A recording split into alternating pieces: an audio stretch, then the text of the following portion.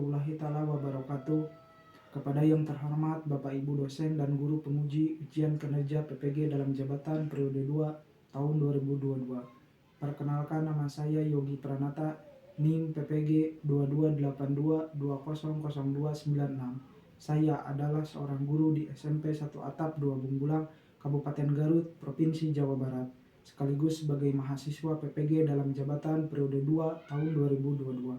LPTK Universitas Widya Dharma Klaten, Jawa Tengah, bidang studi pendidikan Pancasila dan Kewarganegaraan.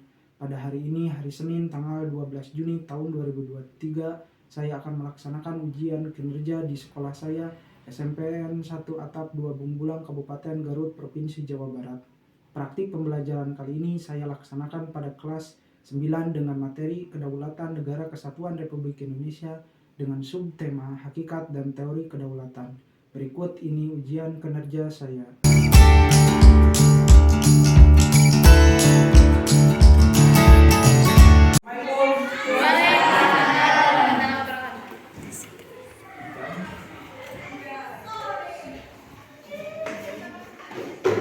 Gimana kabarnya?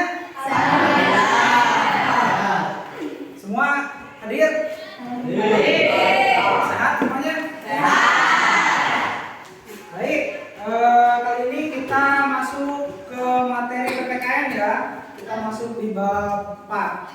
Namun sebelum ke sana, Bapak akan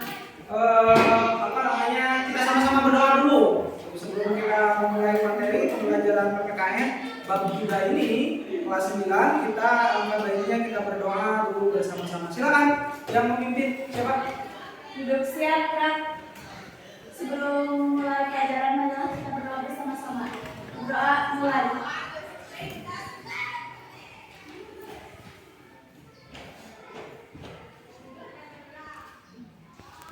Berdoa selesai. Memberi salam kepada Bapak Guru. Assalamualaikum warahmatullahi wabarakatuh. Terima kasih yang sudah memimpin berdoa. Sebelum kita menginjak ke materi berikutnya, kita kan kebetulan di SMP 1 Atap 2 Bungbulang ini kita punya apa ya? Punya bukan moto ya, atau yel-yel yang kemarin Pak Andri Pak Kasek sudah kasih tahu ya. Contohnya seperti SMP 1 Atap 2 Bungbulang.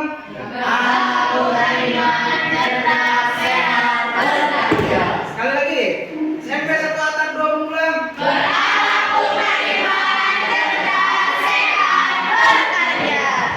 itu ya yel-yel atau semboyan dari SMP 1 Atap 2 Bungbulang. Terima kasih, aplaus buat kita. Nah, sebelum kita kita beranjak ke materi, kita cek dulu kebersihannya. Silakan cek barangkali ada sampah atau kotoran. Yang barangkali ada, silakan buang sampah. Sudah bersih? Sudah. Karena kebersihan itu sebagian dari iman. Kalau kita iman berarti dalam hidup kita harus bersih. Sudah bersih? Sudah. Coba cek. Alhamdulillah, Pak. Rapi semuanya. Terima kasih ya. Kemudian buku tulis silakan kalian keluarkan. Persiapan untuk nanti Bapak menyampaikan materi. Kemudian sumber buku paket PPKN kelas 9 berbuku. Silakan kalian keluarkan sebagai referensi sama-sama kita nanti untuk belajar. Sudah sebenarnya? Selanjutnya kita Bapak nanti akan cek dulu keadaan nih. Barangkali ada yang sakit, barangkali yang tidak hadir, bahkan yang bolos mungkin. Absen dulu ya. Aldi. Asep Belang. Hadir Asep. Pak. Cinta. Eka. Husni. Sehat Husni. Iqbal. Karen. Aisyah. Win.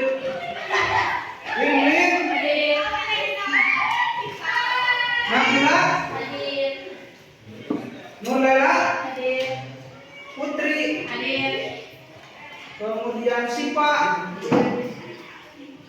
Olipa, Hadir. kemudian Saada, Hadir, Pak. kemudian Sulis. Hadir. Nah, hadir ya semua. Oh, terima kasih. Mudah-mudahan sehat selalu ya.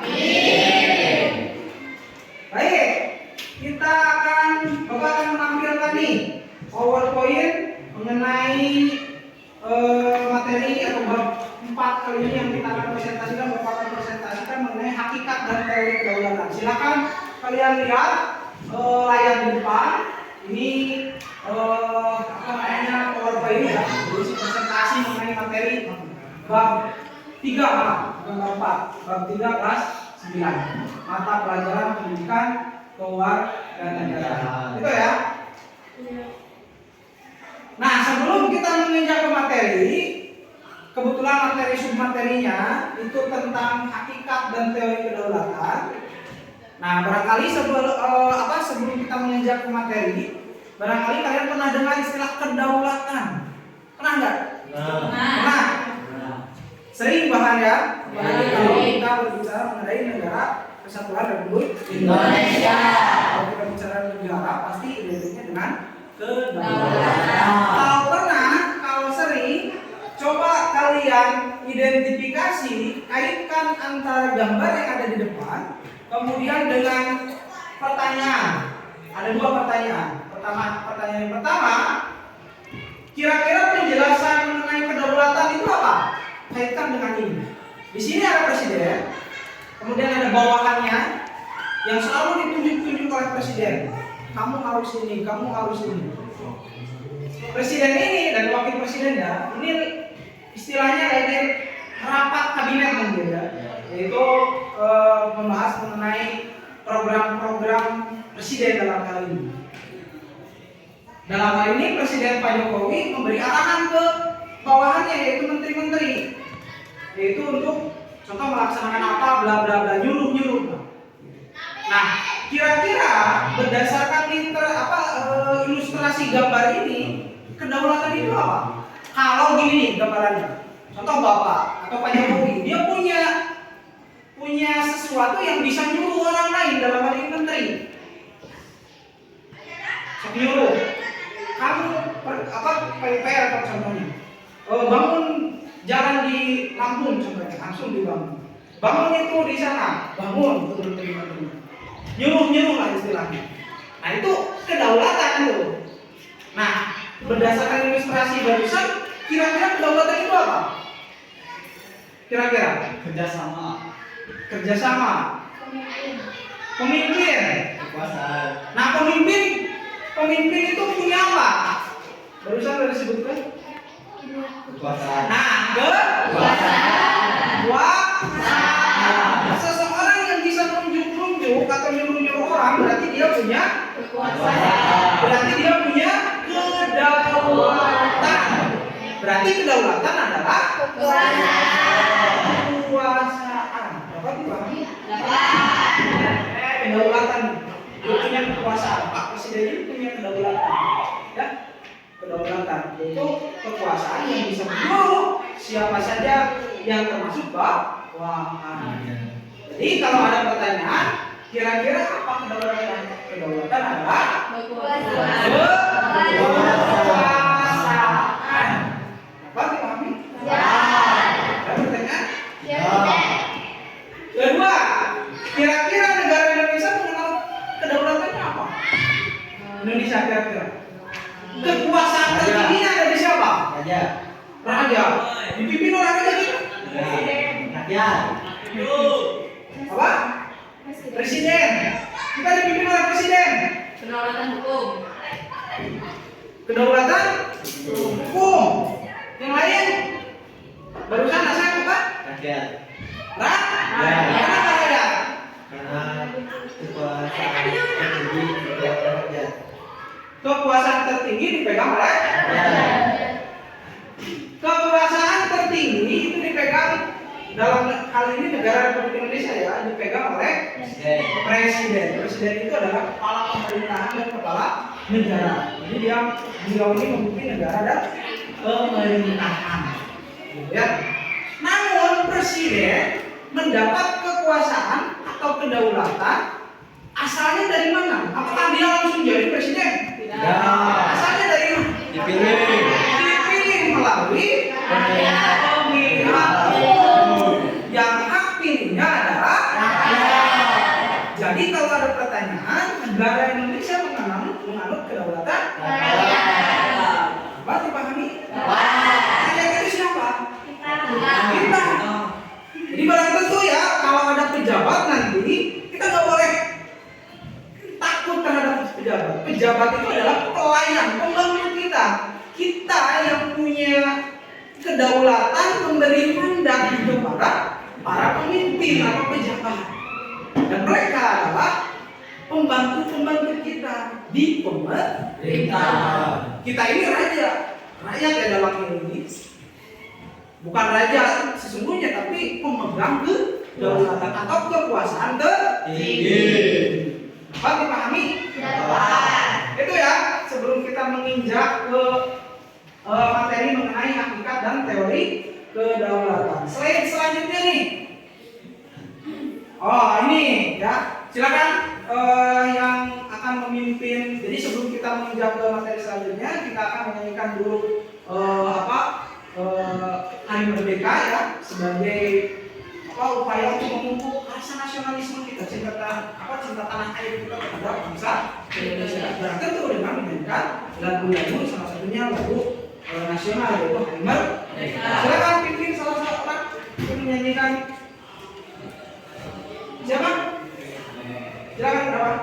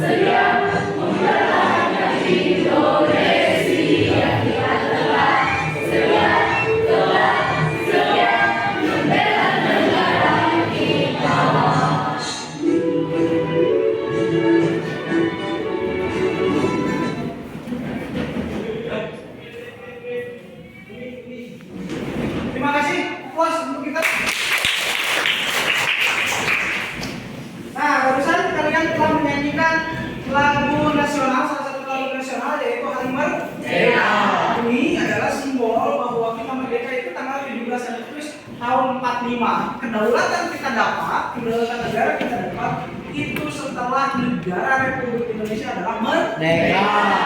Tahun 1945. Jadi kalau ada pertanyaan, kapan kedaulatan bangsa atau negara kita dapat? Setelah negara Indonesia merdeka, itu 17 Agustus tahun 45. Terus, ya. Baik, terima kasih ya. Sekali lagi aplaus untuk kita. Semoga dengan menyanyikan lagu bangsa nasional Indonesia ini, nasionalisme kita, cinta tanah air kita terpupuk dan juga tetap menjunjung negara Republik Indonesia. Kita lanjut ke slide berikutnya ya. Nah ini, sebelum Bapak menginjak ke materi, Bapak akan menjelaskan mengenai manfaat materi mengenai hakikat teori kedaulatan. Nih, ada 4 poin manfaatnya ya. Yang pertama, untuk mempererat dan mempererat rasa solidaritas. Solidaritas ini apa? Setia lawan. Itu solidaritas. Jadi antar rakyat, antar masyarakat atau antar kawan atau antar teman itu solidaritas, rasa sayang antar sahabat itu terpupuk. Jadi dengan mempelajari kedaulatan ini, ya tujuannya rasa kepedulian antar rakyat bangsa Indonesia itu terpupuk. Itu manfaatnya. Ya. Kemudian yang kedua, memiliki rasa solidaritas dan integritas yang tinggi, kemampuan atau cinta tanah air itu sendiri ya, integritas terhadap bangsa ini. Kemudian meningkatkan rasa nasionalisme. Nasionalisme apa? Cinta tanah air. Tapi jangan kaupismisme ya. Kalau nasionalisme itu boleh, tapi kalau kaupinisme itu nggak boleh. Apa kaupinisme itu? Yaitu menganggap rendah budaya lain. Boleh ya? Jadi kita contoh budaya A itu lebih jelek dibanding budaya lain, itu nggak boleh. Kaupinisme. Cinta tanah air dia bilang. Tapi cinta tanah airnya yang kelebihan. Nah itu yang nggak boleh. Nasionalisme. Kemudian ada istilah patriotisme. Apa patriotisme? Bedanya sama nasionalisme apa? Kalau patriotisme apa? Kalau nasionalisme cinta tanah air. Kalau patriotisme? Hah? Apa? Bela negara. Rela berkorban demi negara. Jadi salah satunya adalah pahlawan. Kumpul-kumpulnya para pahlawan itu adalah salah satu nilai juangnya mereka. Nah, perjuangan membela bangsa ini disebut dengan patriotisme. Kalau nasionalisme cinta tanah air. Contohnya seperti menyanyikan lagu wajib, kemudian memperingati hari-hari hari-hari kemerdekaan, itu bukti nasionalis. Itu ya. Kemudian yang terakhir yaitu mengimplementasikan atau menanamkan dalam semua sendi kehidupan. Jadi teori kedaulatan ini, kekuasaan ini harus kita tanamkan dalam sendi-sendi kehidupan. Itu manfaatnya.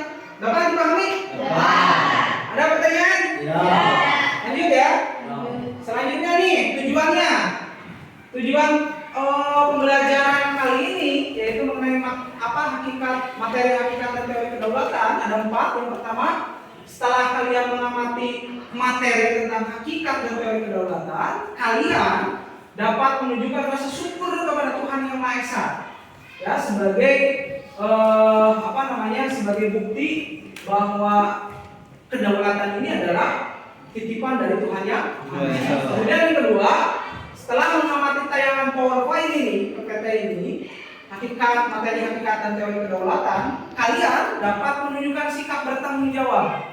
Ya, jadi kalian tahu kekuasaan itu ada di mana, ada di siapa. Kalian juga dapat bertanggung jawab melaksanakan kekuasaan tersebut. Kekuasaan kedaulatan ada di mana? Di rakyat. Harus bertanggung jawab dengan cara apa? Yaitu dengan cara menyoblos ketika nggak boleh golput. Jadi harus mempergunakan haknya kalian, tanggung jawab kalian sebagai hak pilih.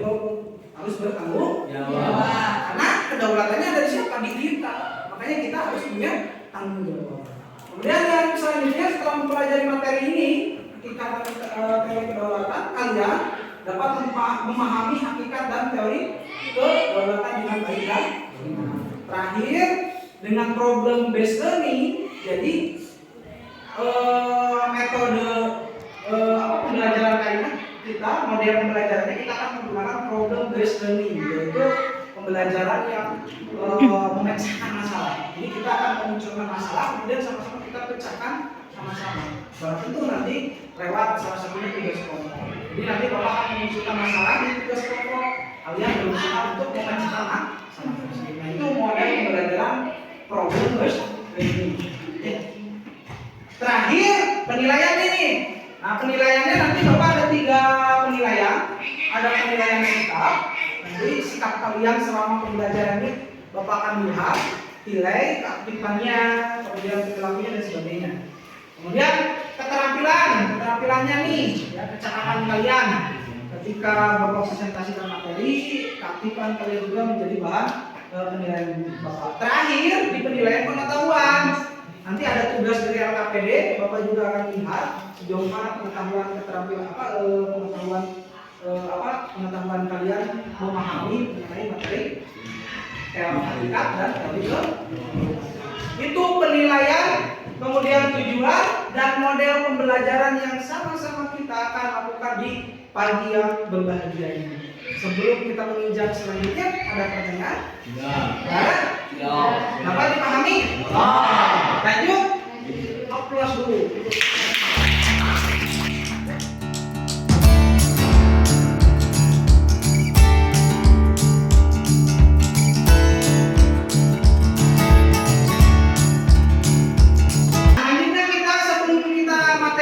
Lagi-lagi sebelum kita ke materi, kita akan membagi kelompok dulu. Ya, silakan kalian duduk berdasarkan kelompoknya. Kebetulan di sini kita akan membagi 4 kelompok ya. Silakan kalian duduk berdasarkan kelompok masing-masing. Silakan duduk berdasarkan kelompok. Silakan.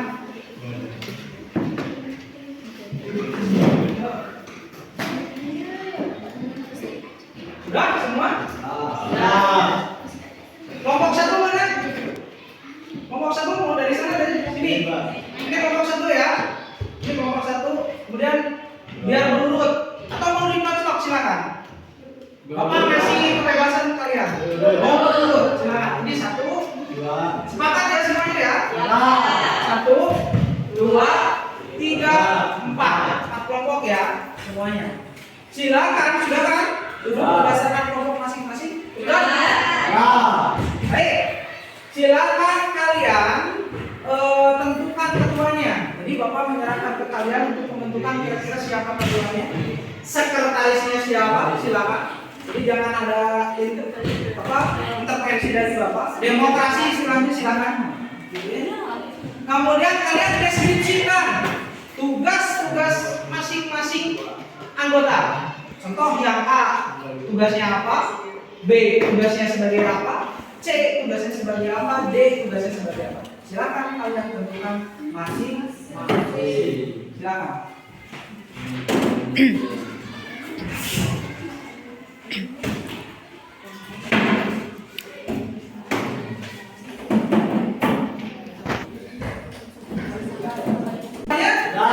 Sudah menentukan ketuanya, sekretaris dan tugas-tugas dari antara anggotanya? Good, terima kasih. Berarti sekarang sudah berposisi sebagai kelompok masing-masing. Di mana ada 4 kelompok ya? 1, 2, 3 dan juga kelompok terakhir yaitu kelompok 4. Nanti di sesi-sesi tertentu Bapak akan menyampaikan atau menanyakan materi. Nah, kalian silakan jawab berdasarkan diskusi ya. Belum tentu karena ini sudah diposisikan per kelompok. Jadi silakan kalian berdiskusi dengan teman atas nanti pertanyaan apa yang mau utarakan. Jadi jangan masing-masing sekarang karena sudah ditentukan kelompok. Berarti kalian harus berdiskusi. Kalau tadi gak apa-apa sendiri-sendiri. Nah, sekarang mah silakan kalian diskusi karena dirinya sudah berkelompok. Bapak dipahami? Terima kasih ya. Lanjut. Nah,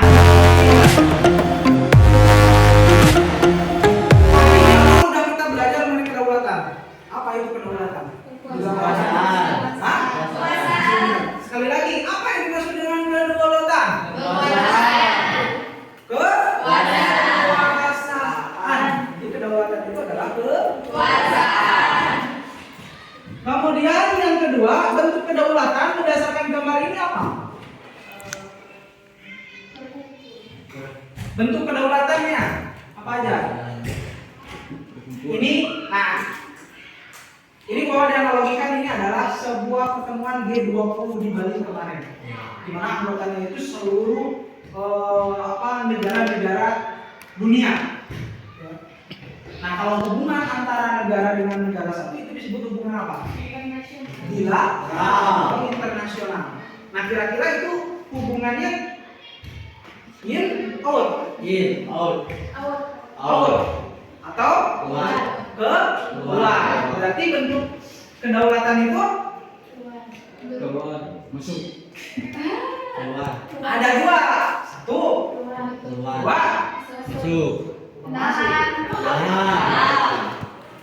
dalam. Internal atau eksternal, internal. Jadi keluar dan juga ke dalam. Ini salah satu contoh bentuk kedaulatan yang keluar hubungan bilateral. Sementara bentuk kedaulatan ke dalam itu contohnya ketika presiden buat undang-undang, nah itu mengatur negara itu adalah bentuk kedaulatan di dalam. Dia mengatur ya buat undang-undang dan sebagainya, itu mengatur bangsanya sendiri, itu disebut dengan kedaulatan di dalam. Sementara hubungan dengan luar negeri disebut dengan kedaulatan keluar. Dia punya kekuasaan, silakan mau berhubungan dengan negara manapun. Contohnya bagi Indonesia, kita kerjasama dengan negara A, B, C, kita punya kebijakan. Itu disebut dengan kedaulatan keluar. Apa dipahami? Ya. Catatan ya.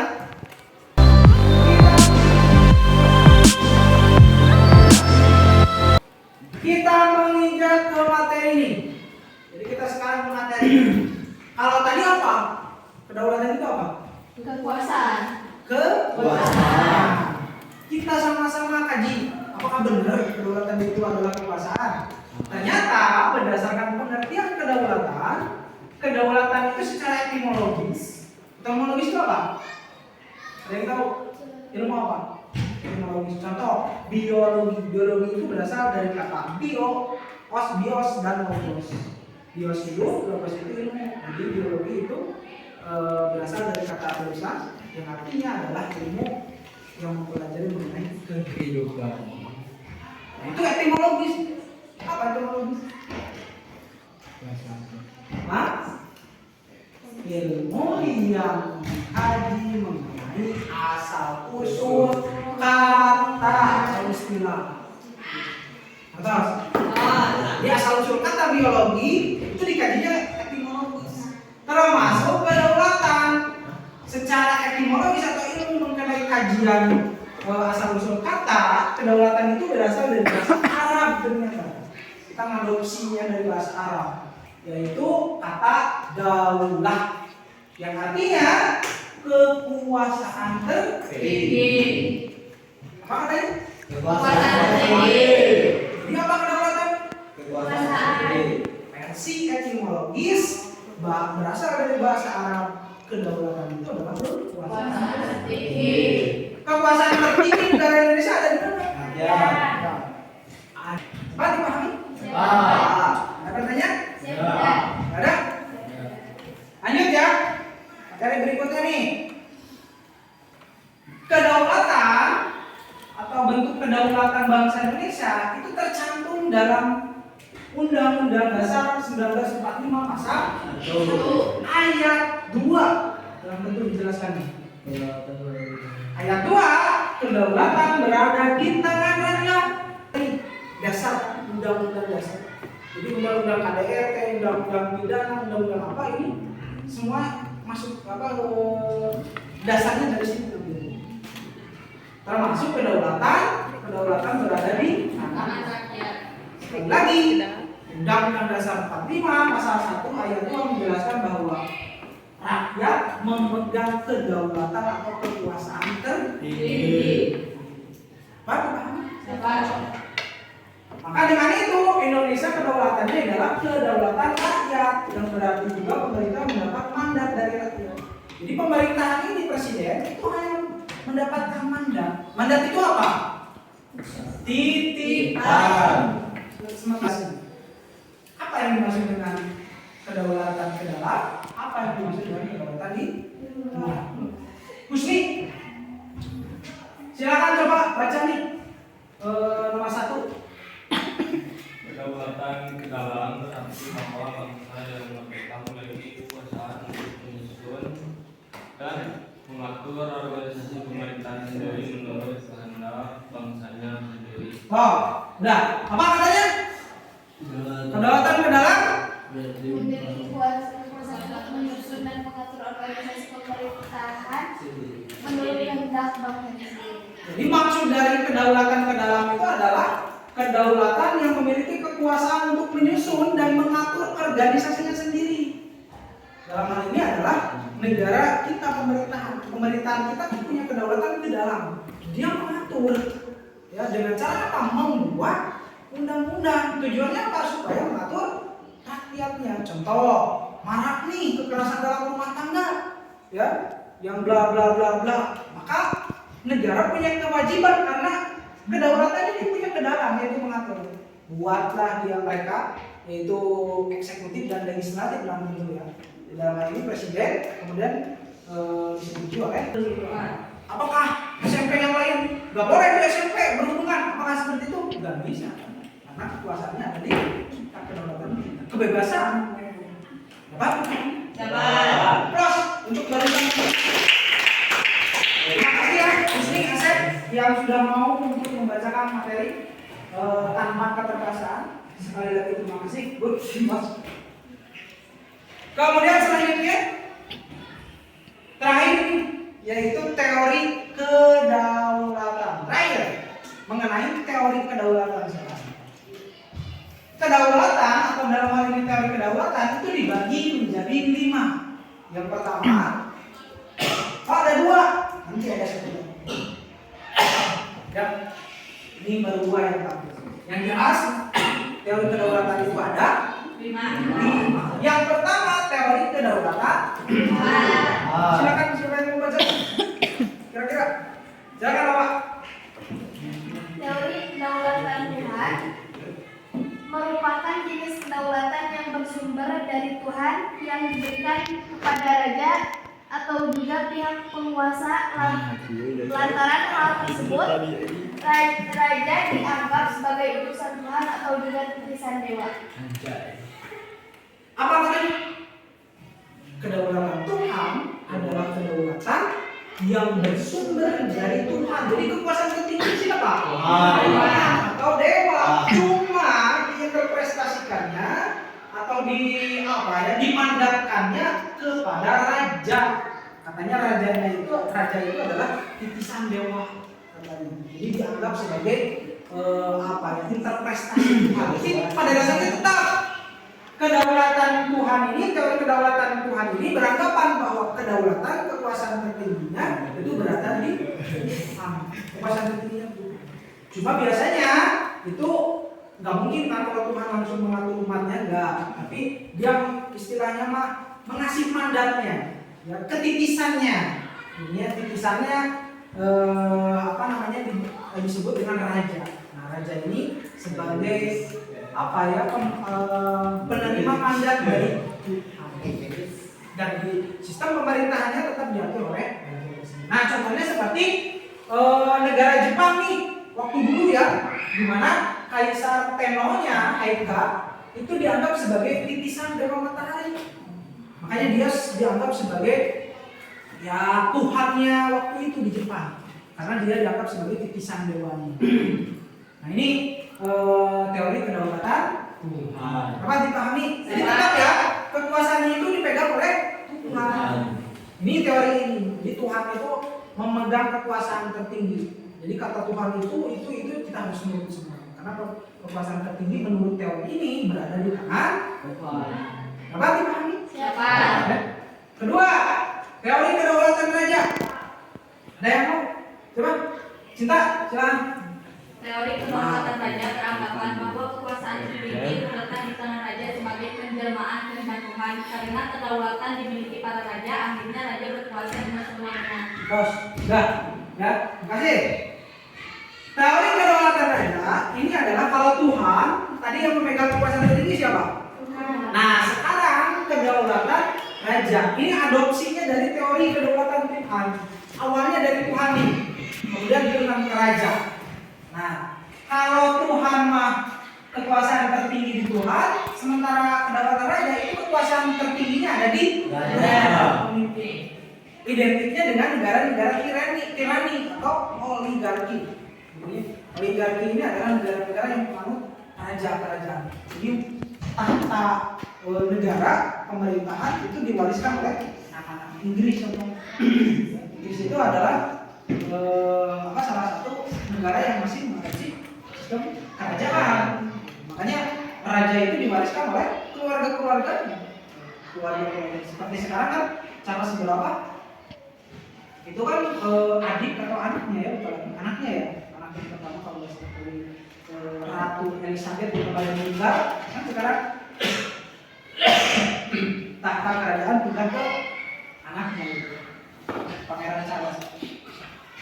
Itu ya, sekali lagi kalau teori kedaulatan Tuhan, kekuasaan tertinggi ada di Tuhan. Kalau teori kedaulatan raja, itu kekuasaan tertingginya ada di raja. Sayangnya teori kedaulatan raja ini biasanya banyak kelemahan, karena raja itu menganggap bahwa dirinya itu adalah Tuhan. Karena raja ini adalah kekuasaan yang paling tinggi, sehingga tirani, menindaslah tirani. Sehingga ada negara ini di Prancis, raja yang karena dia beranggapan sebagai kekuasaan tertinggi karena kedaulatan raja, maka dia istilahnya sombong. Sehingga dia beranggapan bahwa negara itu adalah saya. Dia beranggapan seperti itu. Ini negara bangsa Indonesia, ini adalah saya katanya. Kayak kalau kata saya A, ya semua negara harus nurut. Nah ini kelemahan dari teori kedaulatan raja. Tirani biasanya, menindas. Dapat dipahami? Dapat. Itu baru dua teori. Bapak akan membagi LKPD ini. Di sini ada nama kelompok, kemudian ada tujuan pembelajaran, ada petunjuk dan submateri.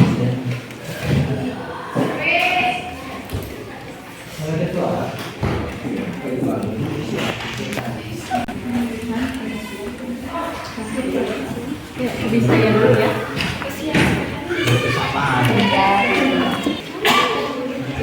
Kelompok 4, ada yang tanyakan?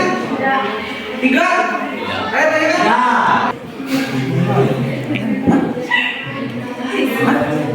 Mau di mana? Beli?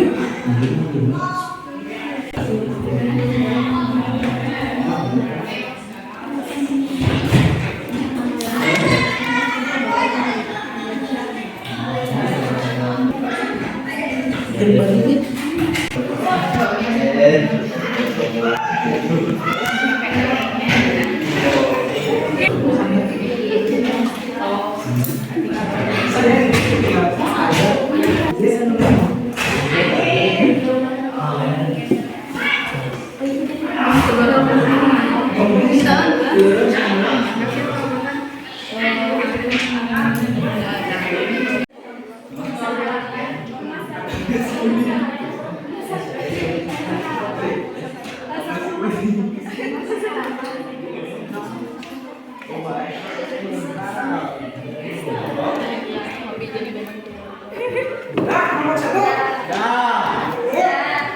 Nomor 2? Sudah? Sudah?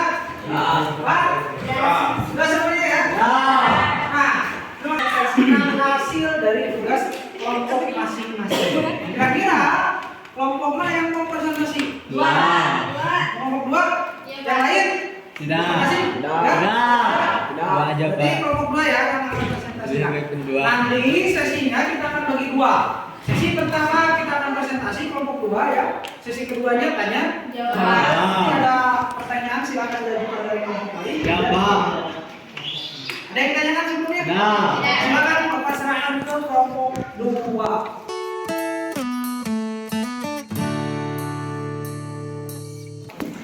Aplaus.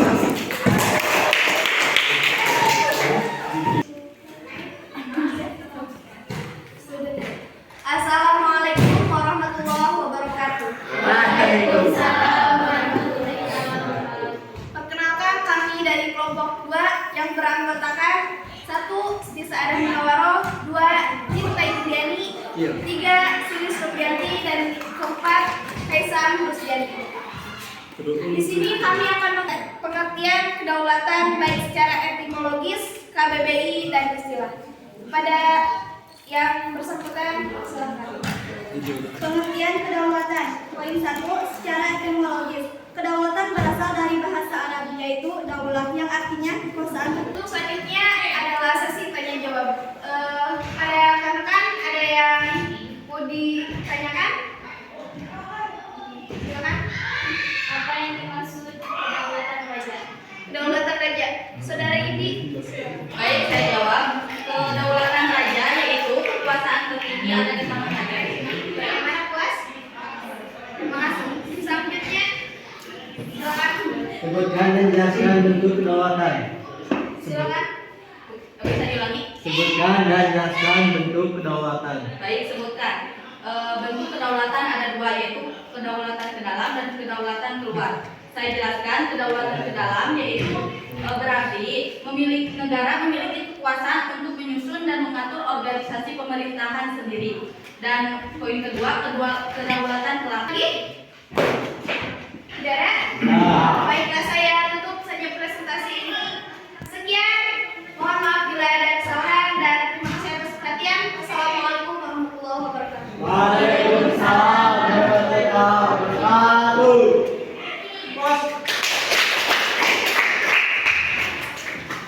Terima kasih ya, barusan kelompok yang sudah mempresentasikan hasil kerja kelompoknya.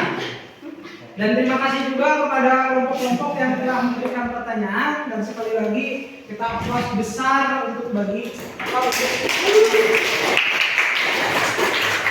kasih ya yang dari awal sampai terakhir memperhatikan, kemudian aktif ikut andil dalam kegiatan materi ini, kemudian kerja kelompoknya barusan dari awal sampai akhir. Sekali lagi terima kasih Bapak, ucapkan terima kasih banyak, antusiasnya cukup bagus. Mudah-mudahan ada hal yang baik yang bisa kalian manfaatkan kaitannya dalam kehidupan berbangsa dan tanah air. Ini kaitannya dengan materi yaitu mengenai kedaulatan. Nah, sebelum